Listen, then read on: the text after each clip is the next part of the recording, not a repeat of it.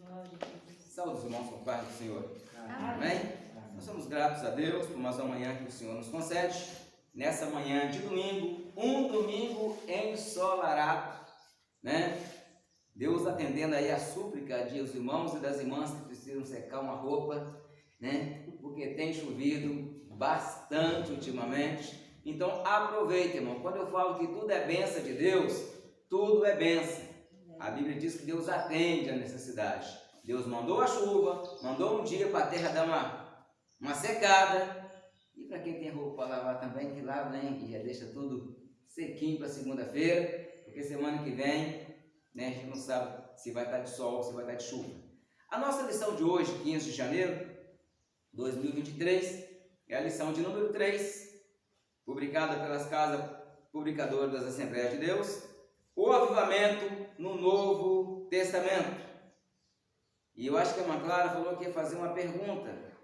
Só que a pergunta que ela fez, eu acho que foi respondida na lição passada. Mas pode fazer uma pergunta de novo, que nós vamos tornar explicar. Pode fazer a pergunta, irmã Clara? O que é o avivamento? Mais alto. O que é o avivamento? O que é o avivamento? Eu acho que vocês devem lembrar que eu até exemplifiquei que todos tinham fogão a lenha em casa para acender o fogo. Lembra que eu falei domingo passado? Avivamento nada mais é que manter o fogo aceso, certo? Mas o que causa avivamento? Nós aprendemos também na lição passada que o avivamento ele vem através de voltar à palavra de Deus, certo? Arrependimento e confissão de pecado. Isso foram os atributos do avivamento que nós aprendemos nas últimas duas lições, na lição 1 e na lição de número 3. A lição passada nós mostramos o avivamento no reino de Josias, mostramos o avivamento no tempo de Moisés, mostramos o avivamento no tempo de Samuel, no tempo de Neemias e sucessivamente. E todos esses avivamentos, eles foram precedidos por arrependimento, confissão de pecado e voltar à palavra de Deus. Não existe avivamento sem que seja baseado na palavra de Deus. Nós temos que entender a diferença que existe entre avivamento e movimentos pentecostais. Avivamento é uma coisa, movimento pentecostal é outra coisa. Ninguém quer perguntar o que é movimento pentecostal, não, gente? O que é, irmão? O que é o que, irmã Diva? Esse avivamento pentecostal. Movimento pentecostal. Então a pergunta é: o que é movimento pentecostal? Eu vou dar um exemplo para os irmãos. Nos anos 93, por aí, 94, 95, surgiu um movimento que vocês devem lembrar, o movimento do dente de ouro. Lembra desse movimento? Eu nem tinha nascido ainda. Um movimento, só lembra, mas do movimento do dente de ouro? Que as pessoas em uma certa igreja aí recebiam uma unção diferente e aparecia com um dente de ouro na boca. Certo? Uhum. E eu particularmente, se eu ficasse com os dentes cheios de ouro, a boca com os dentes tudo de ouro, eu ia ficar banguelo, eu ia arrancar meus dentes tudo e eu ia vender. Né? Eu iria vender. Né? Claro, situação socioeconômica como está, você ia ficar com a boca cheia de ouro, correr o risco de ser assaltado, o ladrão arrancar os seus dentes? De maneira alguma. Então eu particularmente eu iria vender. Esse foi um dos movimentos que surgiram. Depois disso, apareceu o movimento chamado movimento do cai-cai, que o camarada, o sopro santo, alguém soprava e alguém caía. Alguém pegava o paletó, movimento, né? Julgava e as pessoas caíam, né? Apareceu o movimento agora do sapateado de fogo, né? Apareceu o movimento do sapateado. Os camaradas ensaiavam um sapateado em casa, chegava dentro da igreja e começava a sapatear, e muita gente achava aquilo bonito. Como alguém achou bonito e sem conhecimento da palavra, começaram a copiar. Aí depois pareciam uns que rodopiavam igual uma piorra. Rodava. Você deve ter visto isso, né? E foi deduzido também pelos incautos, incauto eu quero dizer, né? Ou neófito, uma palavra mais clara, pessoas novas na fé, que não têm embasamento na palavra de Deus, pensando que aquilo era avivamento. Existe duas diferenças: avivamento e movimento. Qual Certo? a diferença? Hã? Qual a diferença? Qual a diferença? Bom, o avivamento eu já falei. O avivamento, ele é baseado quando o povo se volta para a palavra de Deus. Primeiro ponto, se eu voltei para a palavra de Deus, eu estou a um passo do avivamento. O que é um passo? O primeiro passo é voltar à palavra. E qual que é o segundo passo? Arrependimento. O segundo passo do avivamento é arrependimento. Certo? Tem como eu ser avivado se eu não tiver arrependido? Não. Tem como eu começar aqui falando em língua com raiva da irmã Diva? Não. Tem jeito não. Eu não vou com a cara da irmã Diva. Eu passo perto dela. Tem jeito de eu ser avivado? Tem não. Primeiro ponto, se eu voltei para a palavra vai me dizer o que eu preciso fazer. Vocês querem saber uma das coisas que eu tenho que fazer? Sim. Querem saber uma das coisas? Vou falar uma das coisas que eu tenho que fazer. Primeira coisa, abra a Bíblia para mim. Efésios, capítulo 5, versículo 18. Uma das coisas para mim fazer, Efésios, capítulo 5, versículo 18. Uma das coisas que eu preciso fazer para me ser avivado, está aí, uma das coisas. E não vos embriagueis com vinho, em que há dissolação, mas enchei-vos do Espírito. Ó, não embriagueis com vinho em que há contendas, em algumas versões. Efésios 5, 18. Ó, não embriagueis com vinho em que há contenda. O que é um vinho que tem contenda? Vinho, irmãos, na Bíblia, o vinho significa alegria. Certo? O vinho, na Bíblia, a palavra vinho significa alegramento. Quando as pessoas colhiam a uva, pisavam vinho, então eles alegres, bebiam vinho de alegria. Embriagar com vinho em que há contenda é eu me alegrar com a irmã Clara de alguma coisa que vai prejudicar a irmã Diva. Entendeu? Eu junto um grupinho de pessoas e começo a falar mal de alguém, cristão ou não cristão, eu não posso me embriagar. Eu não posso participar. Se a Bíblia fala, não embriagueis com vinho, não tome parte, não se alegre com o desafortunado. Alguém levou um prejuízo? Tem crente que fala, bem feito, tinha que acontecer mesmo, eu avisei. Você está tendo alegria pela desgraça de outra. Então, se eu participo de tal coisa, grupinho de panelinha, fofoca, disse-me-disse, eu não vou me encher. Porque a Bíblia diz que eu não posso fazer isso. Aí vem cá, uma vez que eu abandonei isso, eu vou fazer o quê? Encher-me do Espírito. Então eu vou ficar cheio. Se eu estou cheio do Espírito, eu vou ter lugar na minha vida para o pecado? Não. Vamos falar alguns pecados aqui. Eu vou ter lugar na minha vida para a fofoca? Não. Eu vou ter lugar na minha vida para falar mal do irmão porteiro? Não. Para falar do dirigente de oração? Para falar do diácono? Não. Para falar do presbítero, para falar da mocidade, para falar do líder de louvores. Eu vou ter lugar na minha vida para mim falar mal do pastor? De jeito nenhum, amigo. De jeito nenhum. Porque eu estou cheio do Espírito. E toda vez que eu lembrar do meu pastor, irmãos, eu sou pastor, mas eu também tenho pastor. Eu sou pastor da Assembleia de Deus, que está na cidade de Rio Manso, Minas Gerais. Eu estou subjugado ao meu pastor presidente, que se chama pastor Gleison Regis. Ele é meu pastor presidente.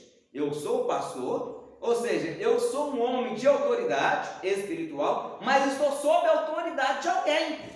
Eu presto conta ao pastor presidente. Hoje eu estou aqui.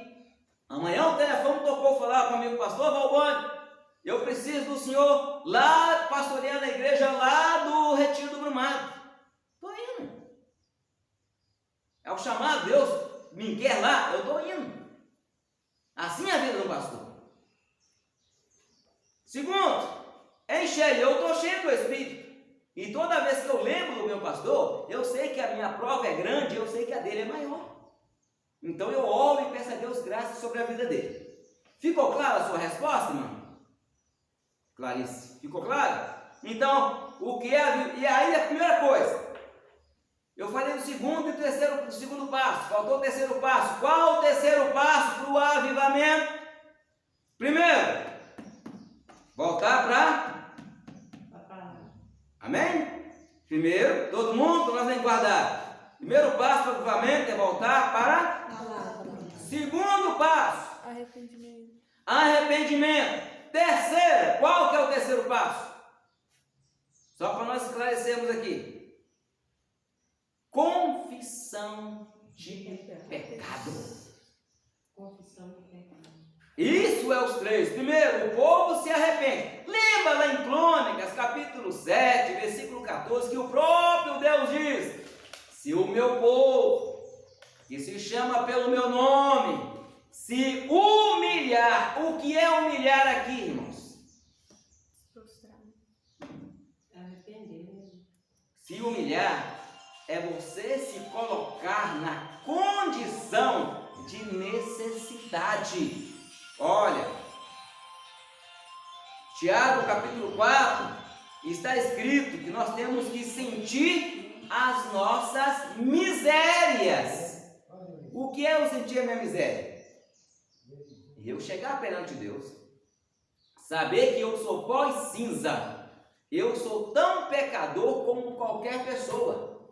O que me difere de uma outra pessoa qualquer que não tem Jesus, de um viciado, de um usuário, de um, como é que o pessoal fala aí, né? Um cachaceiro, um cara que fica caído no meio da rua. O que me difere dele, sabe o quê? É a graça de Deus. E eu arrependi dos meus pecados. Mas eu sou tão miserável, mais miserável do que ele. É isso que me difere. Primeira coisa, eu vou confessar. Se meu povo, que se chama pelo meu nome, se humilhar, primeiro eu humilho. E orar. Não é uma oração decorada. Que tem muitas pessoas que têm uma oração decorada. Isso é farisaísmo. O que é farisaísmo? Farisaísmo é aqueles mesmos camaradas que Jesus chamou de sepulcros caiados.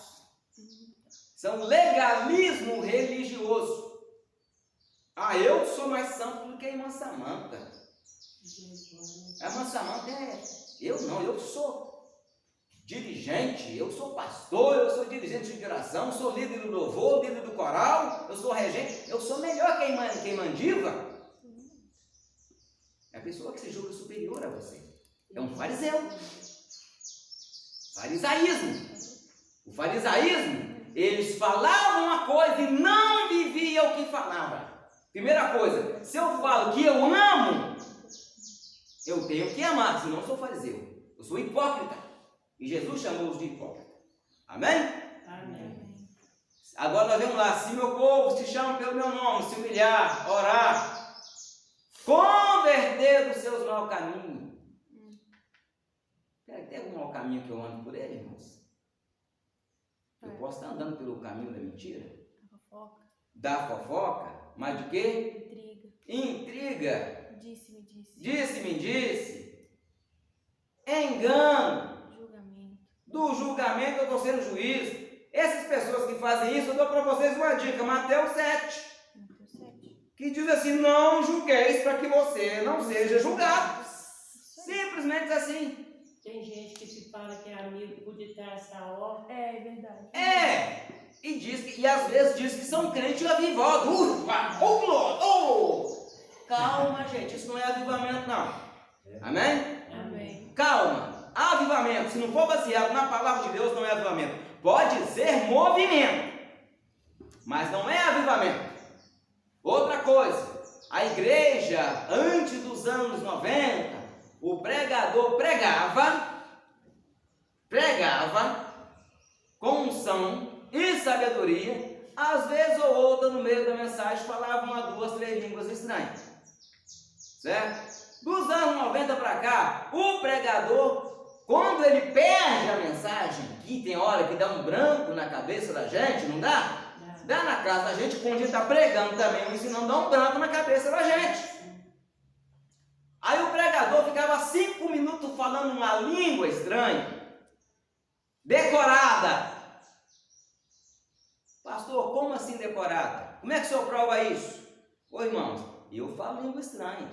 Eu fui batizado, com o Espírito Santo, eu tinha 14 anos de idade. Foi no dia 4 de abril de 1984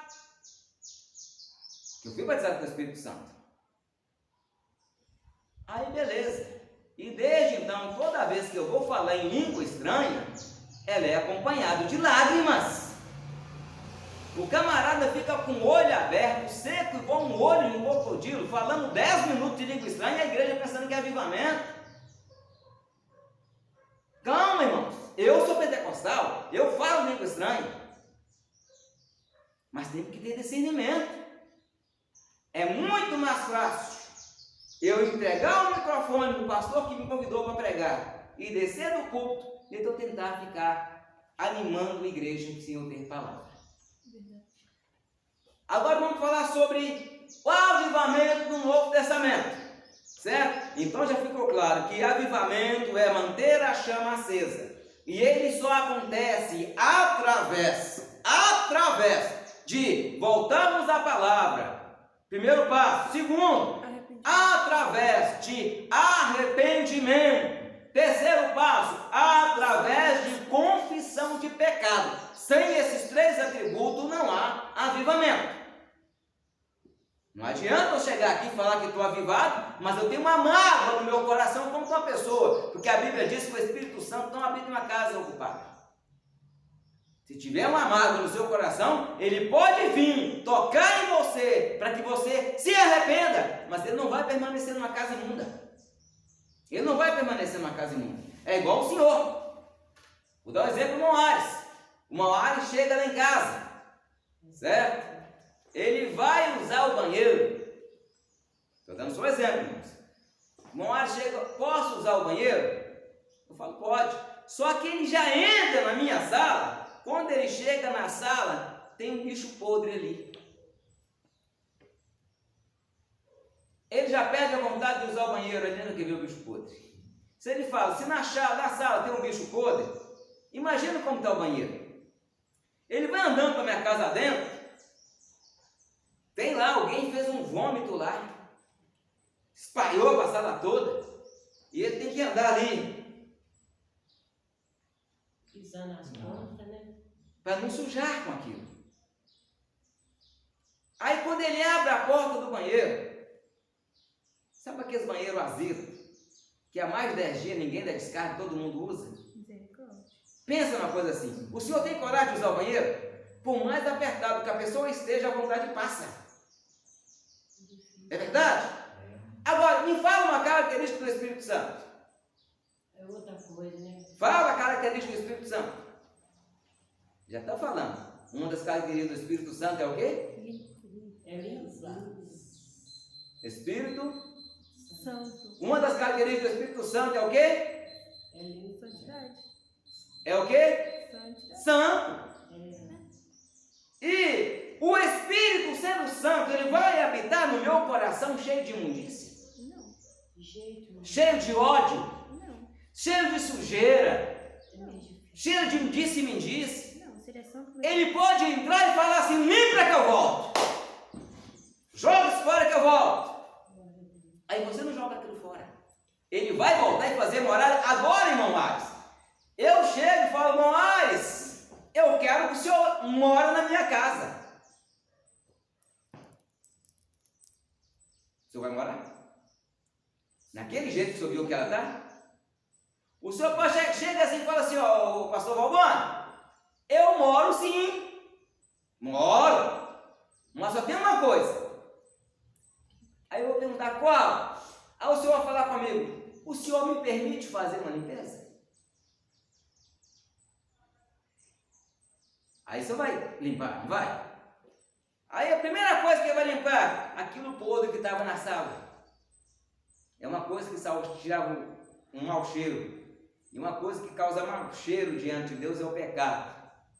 Primeira coisa que o Espírito Santo, não olha isso aqui, vai tipificar o Espírito Santo. E a minha casa, o coração do homem. Então, o irmão Ares, para ele entrar, ele vai começar a tirar aquela sujeira. Ele não tira tudo de uma vez. Primeiro ele tirou aquela caatinga, aquela carniça.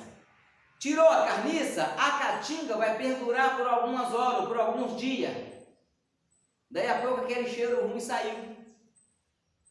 Segundo, a hora que ele vai chegar na sala que está toda vomitada, ele vai pegar um produto e vai jogar. As irmãs que gostam de fazer limpeza, que entendem isso, ele vai chegar, vai tirar, jogar aquilo para fora. Lavou. A casa ficou boa? Não. Ainda tem um banheiro. Ah, é tudo. Certo? Ainda tem a cozinha. A cozinha deve estar com uma pia de vasilha suja de quase 1 metro de altura ou mais. Aí o Espírito Santo vai chegar, vai dar uma limpeza no banheiro.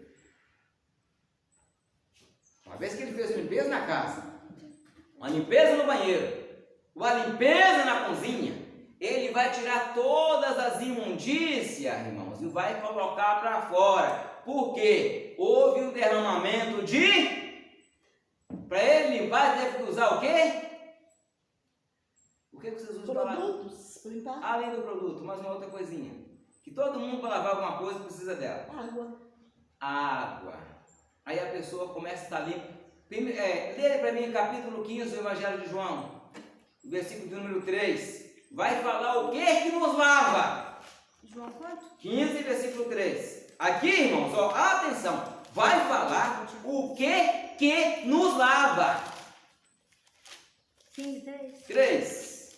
15, 3. Cadê? Vós já estáis limpos pela palavra que vos tenho falado. O que foi limpou aí? O que foi limpo? Ah, O que limpa? A A palavra. palavra. A palavra. Primeiro passo, voltar à palavra. Vós estáis limpo pela palavra que eu vos tenho falado. O Espírito Santo, ele vem através da palavra, entra na minha vida, oh glória a Deus, glória a Deus. e faz uma limpeza. Então eu vou basear a minha vida de acordo com esta palavra. Glória a Deus. Amém. De acordo com esta palavra, eu vou pautar o meu dia a dia. Eu vou pautar o meu viver. Isso significa o quê? Que é avivamento. Aleluia. Glória a Deus. Avivamento nos tempos de Jesus. Melhor, no tempo de Jesus vai ser a próxima lição, na vida de Jesus, né?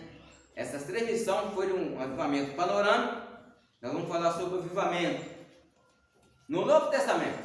Para entendermos o Novo Testamento aqui, irmãos, o Novo Testamento se divide em quanta parte?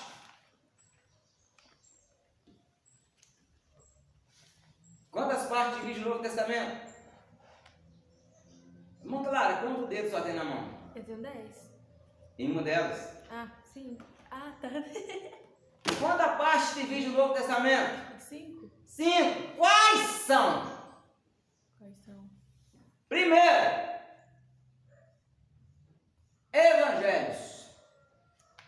Segunda, história, que é o Ato dos Apóstolos. Terceiras, epístolas ou cartas paulinas. Quarto, epístolas universais. Quinto, profético, que é Apocalipse. A Bíblia se divide em 5 partes. Então nós vamos mostrar o avivamento na Bíblia. Os irmãos entenderem bem, nos dias de Jesus, havia 400 anos que Deus não falava, porque o povo estava em declínio espiritual, entrando em legalismo religioso. O que é legalismo religioso? Eu sou salvo, eu estou certo, o resto é que se exploda. Nos dias de Jesus era assim. O povo estava corrompido. Primeiro tempo, o templo tinha deixado de ser a casa de Deus. O templo, para os judeus, nos dias de Jesus, ele era apenas um amuleto. O que é um amuleto? É igual a Arca da Aliança para o povo de Israel. Amuleto é alguma coisa que alguém pega e acha que aquilo o vai proteger. Coloca um amuleto no bolso e fala: agora eu estou protegido. Né? Os mais antigos aí sabem que as rezas bravas que o pessoal usava antigamente falavam que aquilo protegia eles. Até hoje. Até hoje fazem isso. Certo? É um amuleto. Um amuleto é algo que você põe a sua fé. A nossa fé tem que ser em Deus. A fé do povo estava no templo. E, além disso, a religião estava fragmentada. Pergunta aí, como?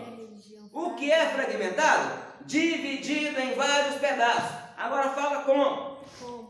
Primeiro ponto, existiam algumas religiões, algumas facções nos dias de Jesus. Primeiro e mais conhecido eram os fariseus.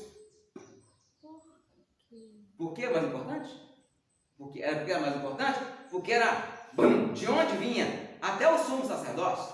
E os fariseus foram aqueles mais criticados por Jesus, aqueles que intentaram mais contra Jesus.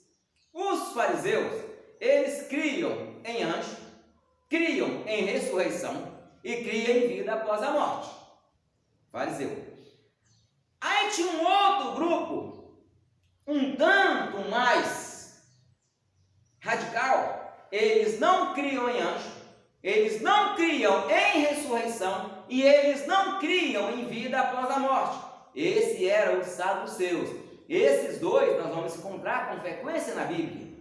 Terceiro, existiam mais grupos, além dos fariseus, além dos saduceus, ainda existia, os essênios, ainda existia os estoicos, ainda existia o avivamento, os herodianos. Os herodianos, nos dias de Jesus, nós encontramos na Bíblia, em nenhuma outra época, 2 sumos sacerdotes, Anás e Caifás. 2 sumos sacerdotes. Por quê? Porque o sacerdócio parou de ser uma ordenança divina. O camarada pagava o seu peso em ouro para ter o cargo de sumo sacerdote. Era comprado. Não era mais o vocacionado, é aquele que conseguia pagar, que conseguiam ter o cargo do sumo sacerdote. Os fariseus, por sua vez, eles dominavam a lei. Eles ensinavam e obrigavam o povo a viver o que eles não viviam. Faziam longas orações na praça. Iam para a casa das viúvas com pretexto, em vez de ajudar, acabavam comendo tudo que a viúva tinha de comer. Faziam seguidores para eles. Os seguidores não eram para a lei de Moisés. Eles faziam seguidores para si. Eles diziam que eram alunos de rabinos famosos e citavam nomes famosos. Igual tem muitas pessoas aí que, em vez de pregar a Bíblia, fala do autor tal, escreveu um livro tal, fulano de tal deixou escrito tal. Irmãos, para mim só existe uma pessoa famosa. E além dessa pessoa famosa, existe mais 12 que foram seus principais aprendizes. Jesus é a primeira pessoa famosa. Aí vem os apóstolos, os 12 famosos. Tirando esses para mim, famosos por quê? Porque eles deram a sua vida em prol do reino de Deus. Eu sigo a palavra de Deus, baseada na doutrina dos apóstolos. Não sigo aí fundador tal, fundador Y, fundador X. Isto era o legalismo religioso. O templo ficou ao encargo dos saduceus. Os saduceus faziam comércio no templo. O povo era obrigado a pagar por animais caros, porque aquele animal que você trazia para ofertar no templo não era mais aceito. Você tinha que comprar o animal no templo. Comércio. Tanto por isso que Jesus chegou e cortou todo mundo no chicote. Vocês estão fazendo da casa do meu pai casa de ladrão e de salteadores. Em outras palavras, o templo estava como se fosse um bingo legalizado. Para nós seguimos aqui o avivamento na vida de Jesus, ou nos evangelhos ainda.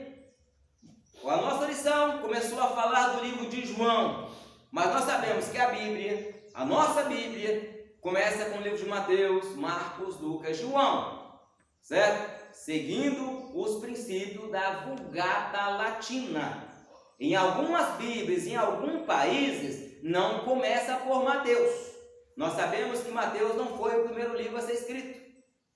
Mas, de acordo com os mestres da Vulgata Latina, os anciãos, eles colocaram nessa ordem, nós então seguimos essa ordem. Mas o nosso comentarista, ele começou a falar sobre João, né? O primeiro comentário que ele começou a falar na nossa lição foi sobre João, o Evangelho de João. E para ver o avivamento, nós temos que ver primeiro na vida de João Batista. Tanto em Mateus capítulo 3, tanto em Lucas, tanto em João. João Batista, ele apareceu pregando uma doutrina básica de avivamento.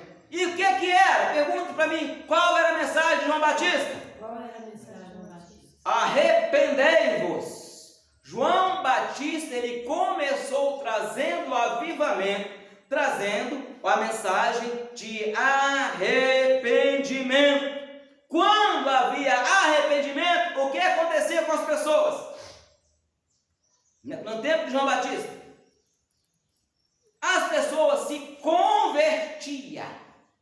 Quando as pessoas se convertiam, elas tinham a mudança de vida. O arrependimento, ele vem acompanhado de conversão. Conversão, irmão, não é convencimento, não. Porque tem muitas pessoas que são convencidas e não são convertidas. Verdade tem que ser dita. Então, nós pregamos o Evangelho que transforma. Qual é a principal característica que alguém se converteu? Alguém sabe qual a característica? Qual que é? A característica de que alguém se converteu é uma mudança de vida. O camarada chegava do serviço, estou dando que exemplo, não estou julgando ninguém nem acusando ninguém. O camarada chegava do serviço, passava no barzinho, já pegava uma latinha e mais duas na mão e vinha na rua fora bebendo. Para eles era uma coisa normal, certo? Aí tinha um dia da semana que ele falava com a esposa assim: olha, tal dia eu chego mais tarde. É o dia que eu vou fazer uma resenha com os amigos. Beleza? Não é isso que acontece? Aquele homem todo dia passava com uma latinha na mão e uma da Guanaí. Para ele normal, ele achando até bonito. Mostrando para os outros que tinha condição de beber todo dia da semana.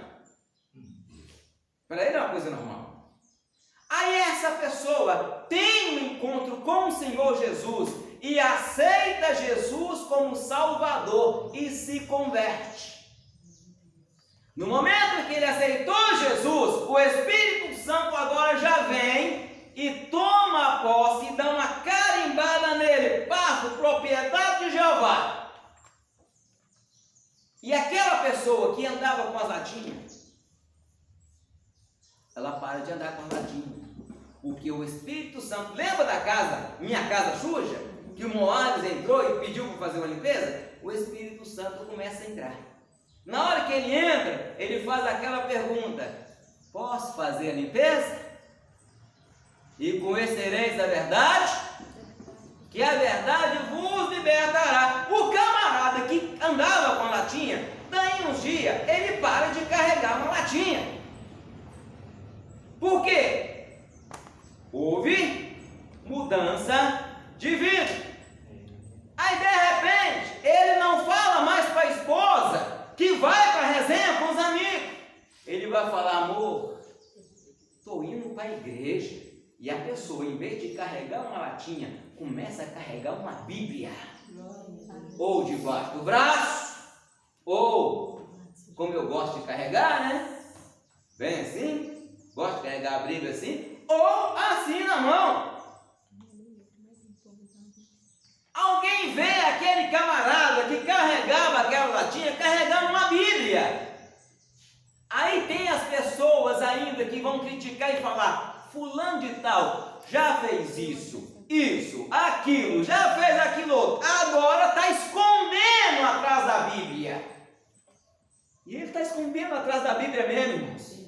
Porque aquele que está em Cristo, nova criatura é. As coisas velhas se passaram, eis que tudo se fez novo. Agora ele é uma nova criatura. Houve conversão, houve mudança de vida, porque houve arrependimento. Isto é avivamento.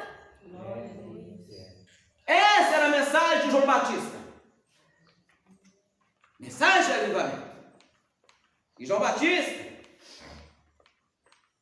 pregou, falou e ensinou.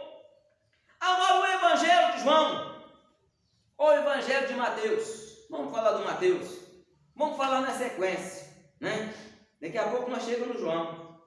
Mateus é aquele Evangelho que mostra Jesus como Messias, mostra Jesus como Rei. Todo mundo já lembra, quem lembra da visão de Ezequiel, capítulo 1, que ele viu 4 seres viventes, um com rosto de boi, outro com rosto de leão, outro com rosto de águia e outro com rosto de homem. Já viram? Lá em Apocalipse capítulo 4 também tem os mesmos animais, um com rosto de boi, outro com rosto de águia, outro com rosto de leão e outro com rosto de homem. Mateus, ele mostra Jesus como Rei. O rei, irmãos, ele não é conhecido pela sua coroa, ele é conhecido pelo seu jeito de reinar, pelo seu decreto. Agora pensa no rei que prometeu te dar uma casa, pensa no rei que te ama, pensa no rei que falou que vai levar você para morar com ele. No livro de Mateus, Jesus ali é representado como Messias, tanto que a genealogia de Jesus, no livro de Mateus, ela vai até Abraão, para provar a descendência de Jesus. E, detalhe, 3 ou 4 mulheres são mencionadas na genealogia de Jesus. Mulheres que tinham um passado duvidoso. Mas Mateus faz questão de mostrar a humanidade de Jesus e a sua descendência de Abraão. Jesus é representado no livro de Mateus como o leão da tribo de Judá. Já falou? Também. Porque olha lá em Apocalipse. João estava lá. Aí alguém fala assim: olha lá. Olha aquele livro. João olha. Não aguentou olhar para o livro. Aí eu penso, não estou conseguindo olhar para o livro. Aí o ancião fala com ele assim: ninguém é digno nem de olhar para o livro e nem de desatar os seus selos. Aí João começou a chorar no céu, irmão. João começou a chorar. Mas aí um dos anciãos chegou para ele aqui: não temas, eis o leão da tribo de Judá, que morreu, que venceu, e ele é digno de tomar o livro e desatar os seus selos. Aí João olhou lá e João viu um cordeiro. Mas aquele cordeiro, ele era leão, era Jesus. O livro de Marcos. Marcos escreveu o seu livro para os romanos, os judeus que estavam espalhados pelo Império Romano. Ele apresenta Jesus como servo. E o servo é representado por um boi, aquele que presta serviço, aquele que faz. Aí o nosso comentarista vai falar que Jesus era um servo vencedor, Jesus era um servo sofredor, que Jesus era um servo triunfante. No livro de Marcos nós vemos o avivamento como? Nós vemos Jesus primeiro tendo como servo, tendo autoridade sobre a natureza. O mar levanta bravio e Jesus levanta e repreende o mar. Cala-te, mar, aquieta-te, vento. E a Bíblia diz que faz a bonança. Jesus chega onde ele tinha que ir, lá na cidade de Gadara. Aí tinha lá um demoniado com legiões de demônio. Jesus mostrou que tinha autoridade. Ele, como servo, teve autoridade sobre os espíritos imundos. Outra vez mostra Jesus andando sobre as águas. Mostrou Jesus ressuscitando os mortos. Jesus tem autoridade sobre a enfermidade. Jesus é um servo sofredor, vencedor e triunfante. E ele triunfou. E acima de tudo, quando as mulheres vão para ungí-lo, depois da sua crucificação, o anjo diz para ela assim: não está mais aqui, ele ressuscitou. Glória a Deus. Aleluia! O livro de Lucas, a genealogia de Lucas, ele foi escrito para gregos. Os gregos se espaldavam muito em sabedoria, ensino, estudo e conhecimento. Aí Jesus quer mostrar para eles um homem perfeito. Leva a genealogia de Jesus até Adão, para mostrar que Jesus ele era homem. E Jesus ele era um homem, 100% homem. E Lucas então vem mostrando a Jesus através da história. E vem mostrar Jesus como um homem perfeito.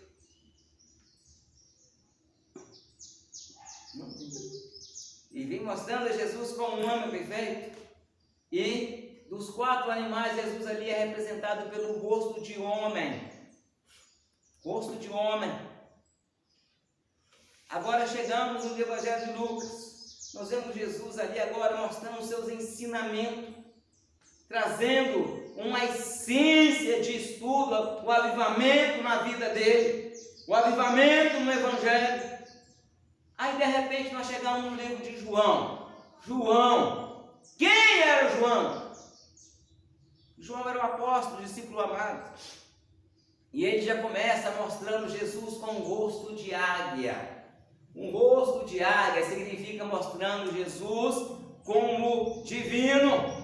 João ele escreveu nos anos 85 a 95 da nossa era cristã. Ele escreveu combatendo o gnosticismo, os gnósticos estavam ensinando que Jesus, se ele fosse 100% homem, ele não poderia ser 100% Deus. Aí João já começa mostrando Jesus divino. Lá no começo do livro, João não pensou em genealogia, porque Deus não tem genealogia. Ele já começou dizendo a deidade de Cristo. No princípio era o Verbo, e o Verbo estava com Deus. e o Verbo era Deus. Aí ele vem dizendo que nós vimos a sua glória. E João então mostra a divindade de Jesus. João mostra o que ninguém mostrou, porque João estava lá para esclarecimento de dúvida. Antes de Jesus se manifestar, João já tinha a vida sido avivada, e ele era discípulo de João Batista.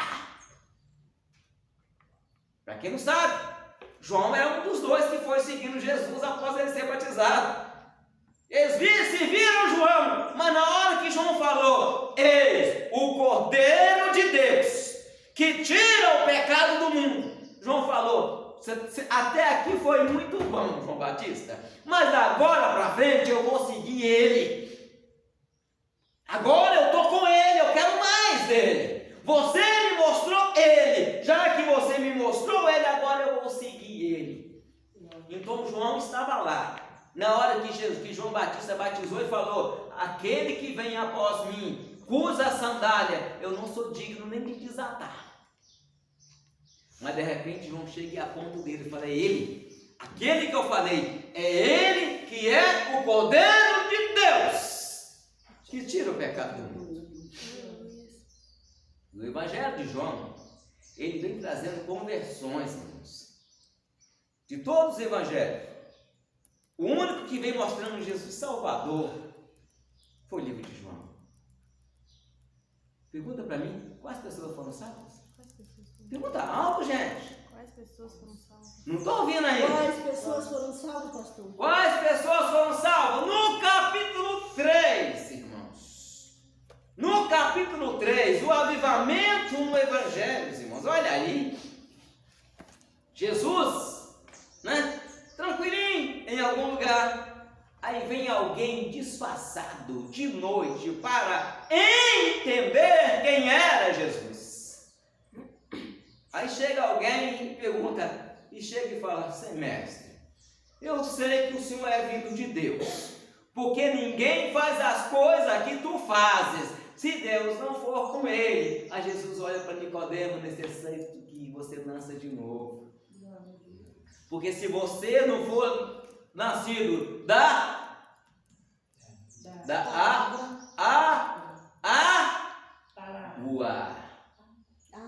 e do Espírito, de maneira alguma você pode entrar no reino dos céus." Nascer da água através do Espírito Santo, irmãos, é viver o Espírito. Nascer da água, irmão, essa fonte de água é a fonte do Espírito. Mas na frente nós vemos Jesus curando, salvando uma mulher pecadora que chegou e chorou nos pés de Jesus. E Jesus falou assim: "Vai em paz e não peques mais." E aquela mulher virou uma crente pentecostal, cheia do Espírito Santo. Aí, agora Jesus, no nosso texto, na nossa leitura bíblica em graça, Jesus está sentado na beira do poço, lá em Samaria, próximo à aldeia de Sicar. Não. Vamos analisar aqui, o que é que Jesus foi fazer lá em Samaria? A Bíblia diz que era necessário passar por Samaria. Necessário. E eu pergunto, por quê? Porque havia alguém com sede e Jesus foi levar água viva. E ninguém fala nada, ninguém faz pergunta. Eu pergunto, o que é água viva? Que Jesus falou: "Ah, mulher, se tu soubesse quem te pede de beber, tu lhe pediria e ele lhe daria a água viva." Porque quem crê em mim, como diz a palavra, as escrituras, rios de água viva fluirão do seu ventre. Aleluias! Que águas são essas? Que água é essa, irmãos? Jesus. Ele está dando essa água. Quem falou o quê? Espírito Santo. Isso ele estava falando do Espírito Santo, irmãos. Ele estava trazendo um avivamento na vida daquela mulher. Quando ele chamou a atenção dessa mulher, aquela mulher, irmãos, era uma excluída. Pergunta quem é excluído, por favor. Quem é excluído? As pessoas que você pensa que não valem. Aquelas pessoas que você fala que se morrer não faz falta. Às vezes a gente pensamos isso de alguém, não pensamos?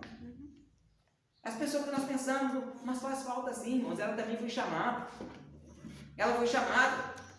Aquela mulher, irmãos, ela era excluída por 2 vezes. Quais? Primeira vez, os legalistas religiosos de Jerusalém taxaram os samaritanos como indignos da graça de Deus. Às vezes nós fazemos isso, irmãos. Onde está o Espírito Santo na minha vida? Em que eu olho para um camarada que fez alguma coisa de errado, falando que cara é um caso perdido. Quem é que nunca pensou isso de alguém? Fulano não tem mais jeito. Tem sim, irmãos. Tem sim. O Espírito, essa palavra, era para quem está perto, para quem está longe, né? Para vós, para vossos filhos e todos quanto o Senhor chamar. Isso é avivamento. Aquela mulher, ela era samaritana, ou seja, excluído da comunidade de Deus, da comunidade judaica, expulsa. E tinha uma guerra entre eles. Olha o que ela responde para Jesus. Olha aqui na lição. Olha, vamos ler, olha aqui. Olha o versículo 9. Lê para nós aí o versículo 9. Quem está com a lição aberta? 3, né? Da lição 3. Disse-lhe, pois, a mulher samaritana: como sendo tu judeu, me pedes de beber a mim, que sou mulher samaritana? Porque os judeus não se comunicam com os samaritanos? Aí Jesus perguntou para ela. E Jesus disse: olha, dar-me de beber. A mulher, olha o texto. Como? Peraí. Olha o que a mulher leu no versículo 3. Como? Peraí. 9, Versículo né? 9, né? Como? Como? Vamos falar direitinho. Como? Sendo tu um judeu, tu veio pedir a mim de beber, que sou mulher samaritana?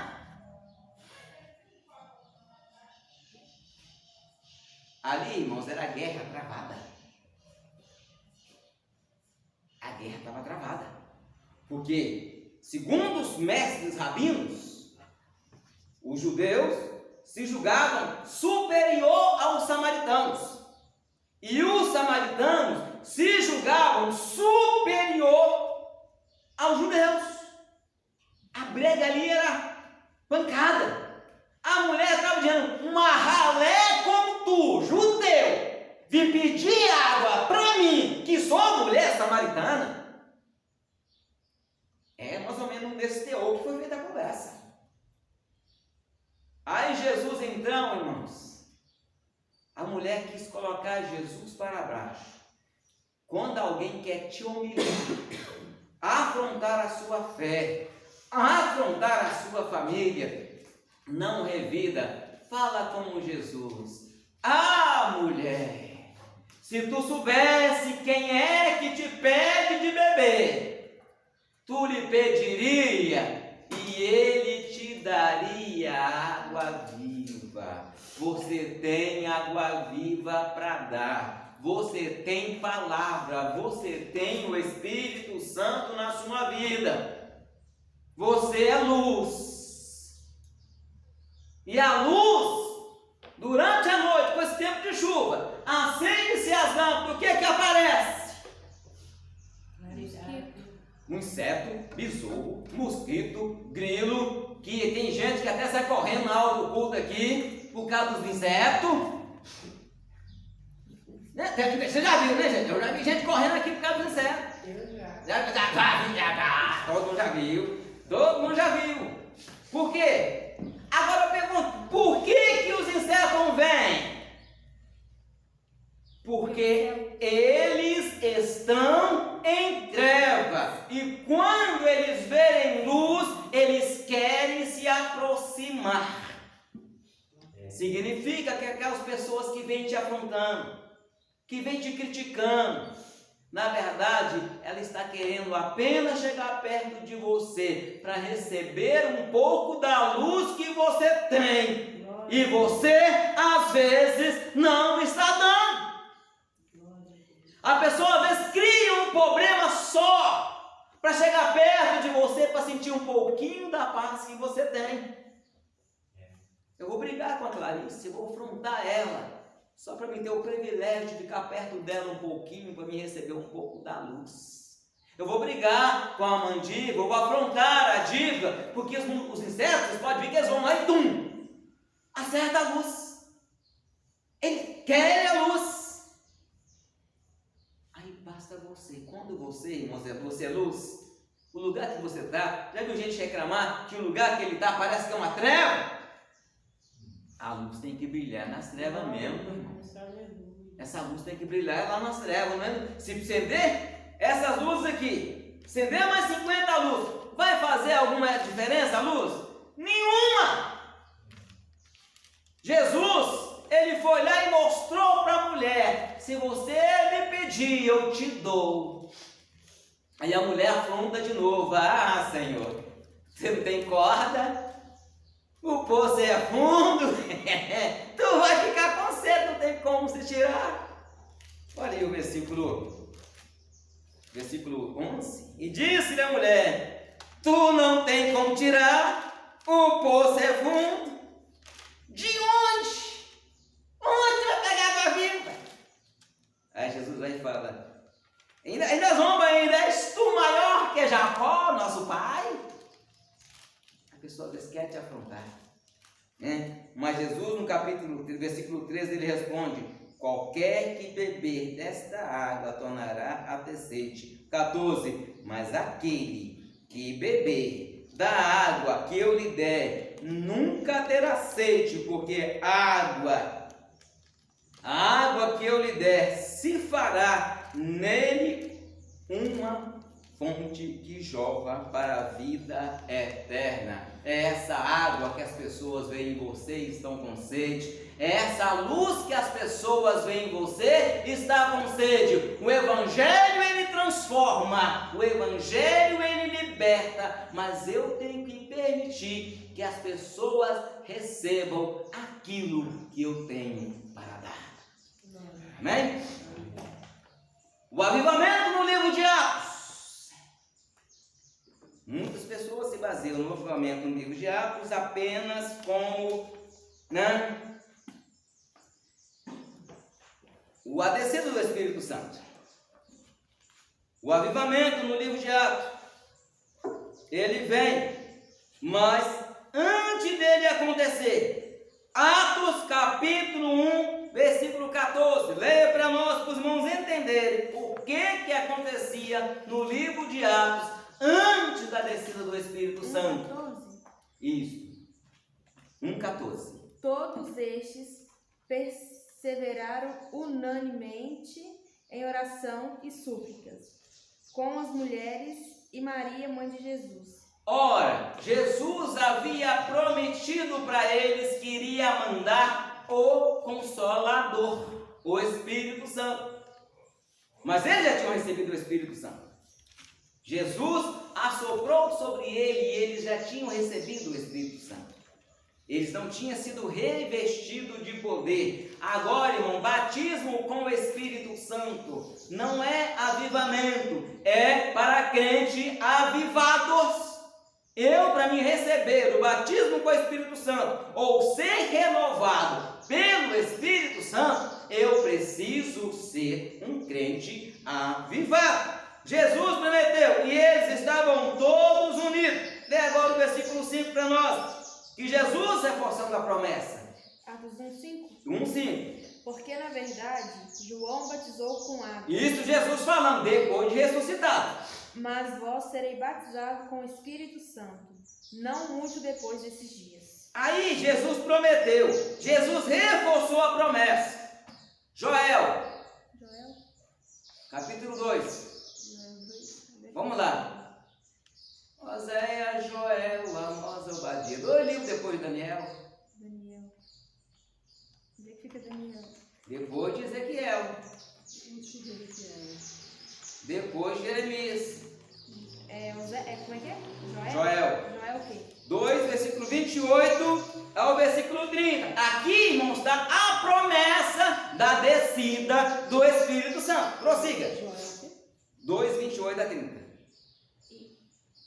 Achou? Ler, por favor. E há de ser que depois derramarei o meu Espírito sobre toda a carne.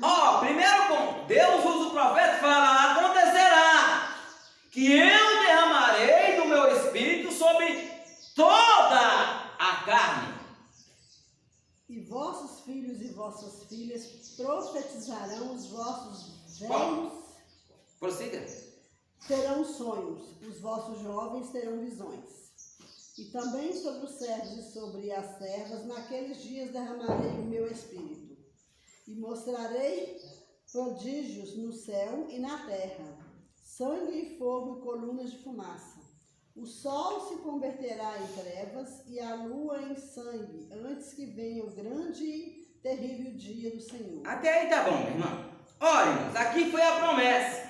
Deus, ele prometeu que ia derramar através de Joel. Joel, quando profetizou, eu creio que ele fez assim, bateu na boca. O que é que foi que eu falei?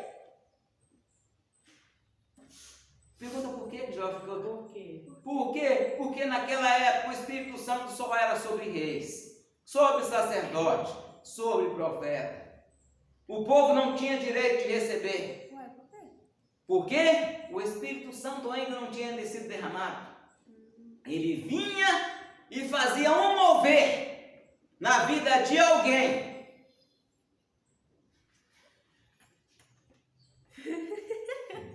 Ele fazia um mover na vida de alguém. Elas iam e correndo também. Eu gostaria de saber de quê. Ele vinha sobre a vida do rei, fazia um reboliço. Vou dar um exemplo. Nós podemos ver na vida assim. E o Espírito do Senhor veio sobre Sansão. E Sansão fazia proeza. O Espírito do Senhor veio sobre Davi. E Davi matou o gigante. Agora, quando Joel profetizou, gente, me ajuda aí, né? É a unção do riso? Me fala aí que eu quero rir também. É a unção do riso. A unção do riso. Agora, irmãos, no Novo Testamento, aqui foi prometido. Joel não sabia, mas ele cria. E o Espírito Santo de Deus, em Atos 2, ele veio. Agora, amado, isso foi o avivamento no livro de Atos, um livro histórico. Agora vamos ver o avivamento através da palavra de Deus, das cartas paulinas. Em Romanos, capítulo 12, versículo 11, tá? O apóstolo ele vem dizendo para que a igreja sedes fervoroso no Espírito. Temos que ser fervorosos. Em Efésios 5,18, ele vai falar, que já foi até lido aqui, enchei-vos do Espírito. Efésios 4 fala para nós andarmos como é digno. Nós temos que andar como digno. Em Efésios 4,17 vai falar que eu não devo andar como os gentios, Às vezes, irmãos, nós como igreja começamos a querer admirar o jeito que alguém anda, o jeito que alguém faz negócio, o jeito que alguém pensa, o jeito que alguém fala. Às vezes achamos bonito, mas a Bíblia diz clara: não andeis. Em Efésios 5, e o versículo de 1 a 2, vai falar que nós temos que ser imitadores. Esse eu quero ler, irmãos, de Deus. Efésios 5, versículo 1 a 2. Olha só, ver. Sedes imitadores de Deus, como filhos amados. Primeiro, eu tenho que tentar imitar a Deus. Tentar imitar? Não, eu não tenho que tentar, não. Eu tenho que imitar a Deus mesmo. Tenho. Como é que eu vou imitar a Deus?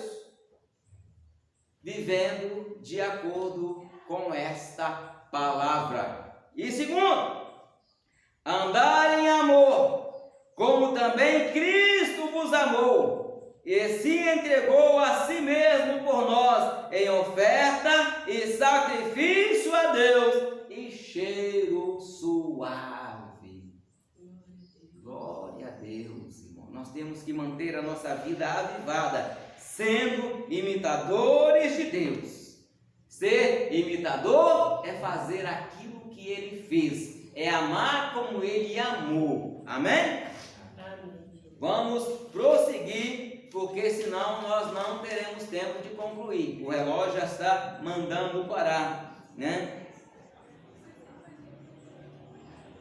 Em Romanos 1, 12, Romanos capítulo 12, versículo 1 e 2, o apóstolo Paulo vem falar novamente: rogo-vos, irmãos, pela compaixão de Deus, que apresenteis os vossos corpos em sacrifício vivo, santo e agradável a Deus. Ainda bem mais, e não vos transformeis, não vos conformeis. Olha a blusa da Clara lá, ó. Romanos 12, transformado e não conformado. E não vos conformeis com este mundo. O Romanos 12 está dividido em 3 partes. Primeiro, do 1 e 2, ele vai falar para nós não conformarmos com esse mundo. Do versículo 3 ao versículo 8, ele vai falar sobre os dons. Do versículo 9 ao versículo 21, ele vai falar da conduta e da ética cristã. É modelo a ser seguido. É imitar a Deus. Vai falar também que nós temos que viver no domínio do Espírito, baseado na Bíblia. Irmãos, você já ouviu alguém falar um jargão aí? Que fala, jargão é uma palavra que o pessoal pega. Por exemplo, receba! Tem um cara de pregador que usa esse jargão. Isso também não é avivamento, não. Isso é uma palavra, um jargão que as pessoas começaram a falar e deu certo, então muitos pregadores usam. Até eu de vez em quando uso, alguns, né? Até eu de vez em quando uso. E já ouviu alguém falar, você tem que dar lugar? Quem já ouviu falar, você dá lugar? Eu tenho. Hã? Já ouviu alguém falar? Já ouviu? Já aconteceu isso comigo. A pessoa falava para você dar lugar? O que é dar lugar? Aí pergunta, o que é dar lugar? Ao Espírito Santo. Dar lugar ao Espírito Santo para Ele te usar. O que é dar lugar? É saber quanto eu tenho do Espírito. Eu tenho muito do Espírito ou tenho pouco? Você tem muito? Uhum. Eu tenho muito do Espírito Santo ou eu tenho pouco? Tem muito. Tem muito? Tem muito? Eu acho que tem. Tá bom, acho que tem? Mas quando eu falo eu, é cada um perguntando para si mesmo. Agora eu pergunto, quanto que o Espírito Santo tem de mim? Quanto que o Espírito Santo tem de você? Você tem. A todos os nossos irmãos presentes, os irmãos que estão assistindo online, eu quero nos fazer uma pergunta. O quanto você tem de Cristo presente ou de Cristo presidente? Quanto você tem do Espírito Santo presente e quanto você tem do Espírito Santo presidente? Alguma Quem é o dúvida? Espírito Santo? Presente. O que é o Espírito Santo presidente? Boa pergunta, eu estava esperando por ela. O presidente faz o quê? Então a resposta está aí. Quanto de você o Espírito Santo governa? Quanto de mim tem o Espírito Santo? O cara pula e grita, eu estou cheio. Agora, quanto de você o Espírito Santo governa? Qual a diferença para o Espírito Santo? Tem o Espírito Santo, eu estou cheio. Né? Eu digo que estou cheio. Mas eu não deixo o Espírito Santo fazer nada na minha vida. Tudo quem faz sou eu. Quando eu tenho o Espírito Santo como presidente, é o Espírito Santo quem manda. Avivamento é isso. Lembra lá em Mateus 16, quando Jesus chamou o povo? Aquele que quiser vir após mim, negue-se a si mesmo, toma a sua cruz e Siga. Você tem vontade de fazer alguma coisa? Como assim? Não. Quando você está seguindo Jesus, você tem vontade de fazer alguma coisa? Não. Tem. Não, uai. Porque você siga mais ou menos. Mas você está seguindo? Muitos pensam que está seguindo. Eu falo que estou seguindo, mas estou seguindo de verdade? Então, você está seguindo de verdade. Aí é o seguinte, eu falo que estou seguindo, só que eu quero seguir Jesus do meu jeito. Eu quero seguir Jesus, porque Ele vai na minha frente, até canta aí, Deus vai na frente, abrindo o caminho, quebrando as correntes, tirando os espinhos, acudendo os anjos para contigo lutar. Não é bonito cantar isso, irmão? É bom pro ego. Andar seguindo Jesus é quando você está andando. Aí, você esqueceu de calçar os pés na preparação do Evangelho. Tem um prego desse tamanho e você meteu o pé no prego que ele vazou aqui em cima no seu pé. Aí é prova. É as provinhas que acontecem. Eu não preparei, eu não calcei o pé na preparação das boas novas, que é o Evangelho. Eu não estou calçado. Quando eu me infiro, eu tenho duas opções, 3: sentar no chão e ficar lamentando, reclamando, voltar para trás ou seguir. Aí eu canto: estou seguindo a Jesus Cristo, Ele é o caminho, eu não desisto. Tem muita gente que volta atrás, e tem muita gente que para também no meio do caminho. Fala que está seguindo Jesus, mas está estacionado e atrapalhando os outros a andar. Já notou que está passando um caminho apertado e alguém para? A pessoa que está parada atrapalha quem está andando. Cristo presente e Cristo presidente. Há uma diferença de Jesus falar: eis que eu estou contigo. E a diferença é Jesus falar: eu estou te levando para onde eu quero. Lembra que Jesus falou com Nicodemos? Cristo presidente, Espírito presidente. Aqueles que são guiados pelo Espírito são igual o vento, não sabe de onde vem e não para onde vai. É deixar Jesus governar a sua vida. Doeu o pregado no pé, mas Samanta? Doeu? Mas vai andar mais na frente que tem capo de vidro. Pode andar mais um pouquinho que tem cerca de arame farpado. Mas Jesus passou, você vai passar também. Amém. Você tem que ir. Ainda, irmãos, olha, você está carregando um peso. Se eu pisar no prego com o meu pé sozinho, vai furar. Mas se eu estou carregando um peso, vai furar mais rápido, vai doer mais. É Cristo presidir a minha vida. Amém? Amém. Conduta cristão. Agora, Gálatas, abre para mim aí. Alguém abre em Gálatas ou tem Colossenses, tá? Colossenses 3,12. Isso é o avivamento nas epístolas. Ainda tem uns minutinhos aí. Avivamento da epístola, vamos ser rápido. Colossenses 3,12. O outro abre para mim, Gálatas 5,16. Colossenses 3,12. 3:12. Diz aí para mim. O que é ser cheio do Espírito? 3:12. 12? Isto, Pode ler? ideia. Revestir-vos, pois, como eleitos de Deus, santos e amados, de estranhas de misericórdia, Entranhas e misericórdia.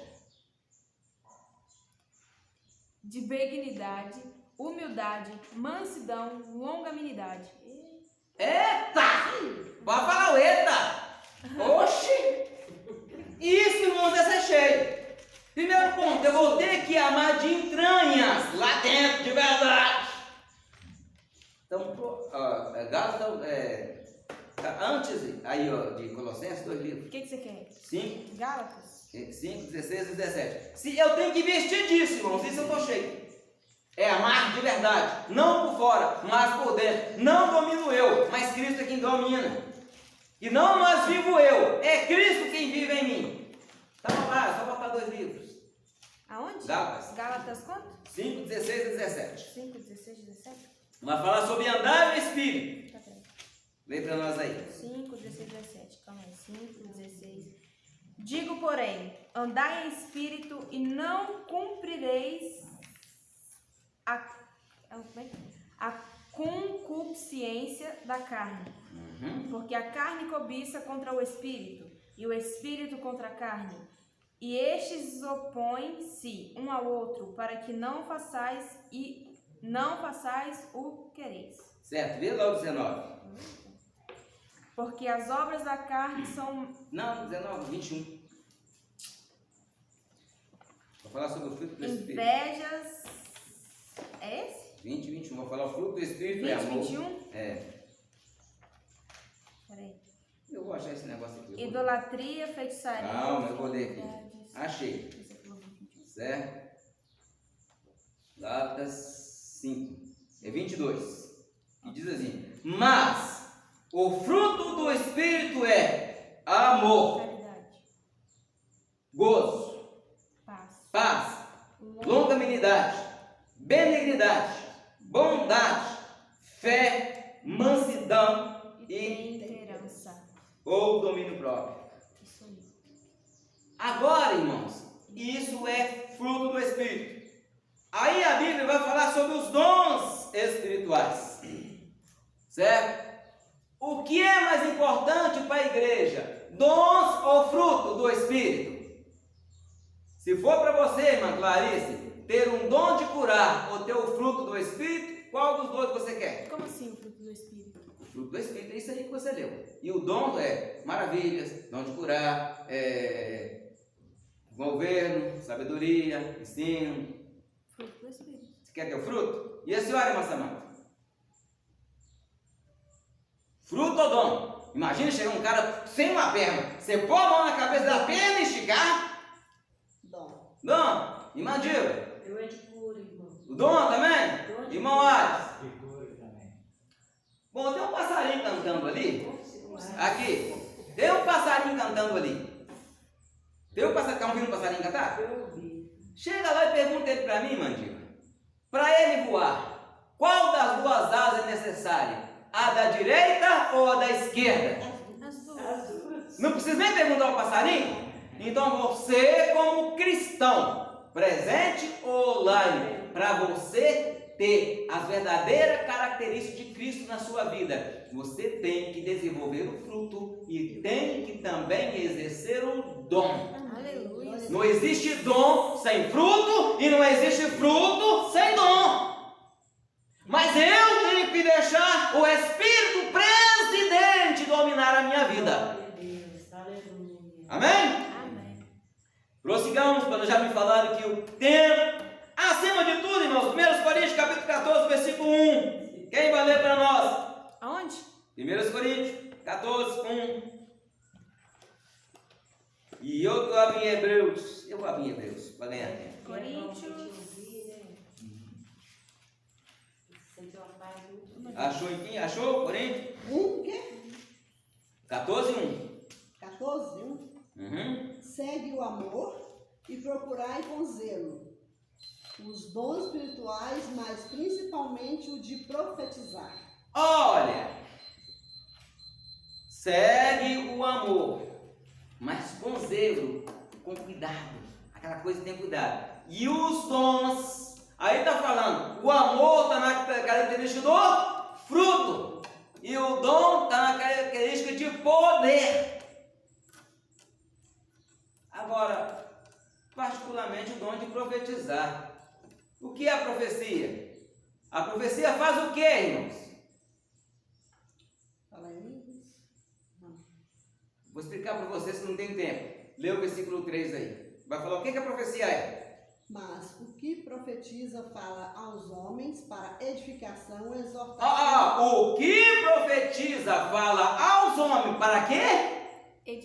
Edificação, exortação e consolação. Qualquer profeta ou profetisa que aparecer por aí e a profecia não estiver baseada nessas três coisas, não é de Deus. Pode ser do homem, pode ser da alma da pessoa, ou pode até ser maligna, mas de Deus não é. Então, vigia, sonda, pesa as profecias, decora esse versículo aí. Quando alguém profetizar para você, abre lá e fala com ela assim: aqui, a sua profecia não está baseada aqui não, minha filha. Então, as profecias foi da carne. Pode falar. Amém? Para nós terminarmos, vou ler o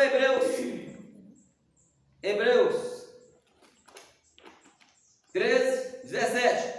Olha, irmãos, obedecei a vossos pastores e sujeitai-vos a ele, porque velam por vossa alma, como aquele que hão de dar conta, para que faça com alegria, não gemendo, porque isto não vos será útil. Espera aí, você é cheio do Espírito, mas não obedece a seu pastor? Como é que uma pessoa vai dizer que é cheia de Deus e fala mal do pastor? Então, é Bíblia, irmãos. Não tem como você ter o fruto do Espírito, não tem como você ser cheio do Espírito e falar mal do seu pastor, seja ele quem for. Agora, para nós terminarmos, Apocalipse, o avivamento. Nós temos duas igrejas aqui que eu peguei como exemplo: a igreja de Filadélfia e a igreja de Laodiceia. A igreja de Filadélfia é uma igreja avivada, uma igreja que não tem fofoca, uma igreja que ninguém fala mal do pastor, uma igreja que não tem engano. Aí depois vem a igreja de Laodiceia, que é uma igreja rejeitada, uma igreja morna, uma igreja que Jesus fala que estou pronto a te vomitar da sua boca. É a igreja que tem fofoca, que tem mentira, que fala mal do pastor. Então, irmão, qual igreja você é? Que sejamos a igreja de Filadélfia. Mas para a igreja de Laodiceia ainda tem uma coisa para ela: arrependa-te. Arrependa-te. O avivamento, ele vem através de arrependimento, conversão, mudança de vida, ou voltar à palavra. Irmã Clara ia falar, né? Arrependimento e confissão de pecado. São 6 atributos em que vem o avivamento na igreja. Vamos lá? Voltar à palavra, arrependimento. Na verdade, 5 atributos: voltar à palavra, arrependimento, confissão de pecado e conversão e mudança de vida. Sem isso não há avivamento. Amém? Que Deus em Cristo nos abençoe. Até a próxima aula.